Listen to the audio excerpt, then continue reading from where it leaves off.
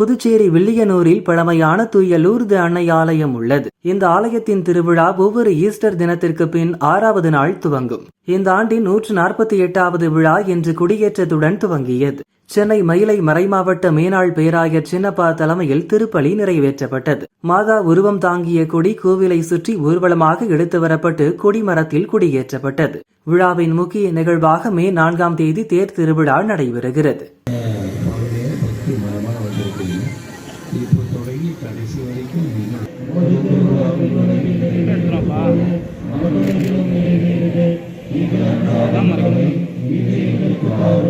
எங்களுக்கு எதிராக குற்றம் செய்வோரை நாங்கள் மன்னிப்பது போல எங்கள் குற்றங்களை மன்னியும், எங்களை சோதனைக்கு உட்படுத்தாதையும் எங்கள் எதிர்களை விடுவிக்கிறோம்.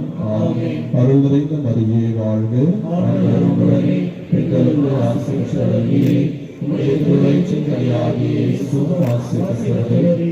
புனித மரியே, இறைவனின் தாயே, அந்த பக்தியான பாரம்பரியமான அன்னையை வாழ்த்தக்கூடிய அந்த பாடலை நாம் பாடுவோம். ஆலய மனிதர் ஒழிக்க நெடி முழக்கம் முழங்க நாம் இப்போது இந்த திருக்கொடியேற்ற நிகழ்விலே பங்கெடுப்போம்.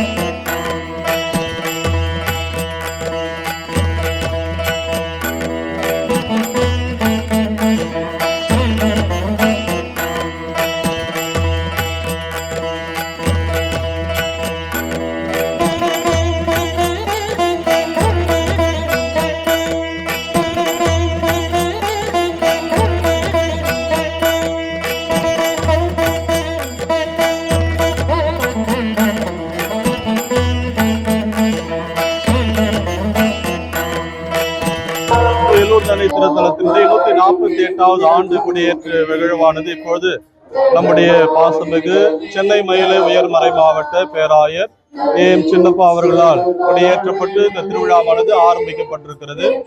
இந்த தொடர்ந்து 9 நாட்கள் 9 நாட்கள் நடைபெற இருக்கிறது.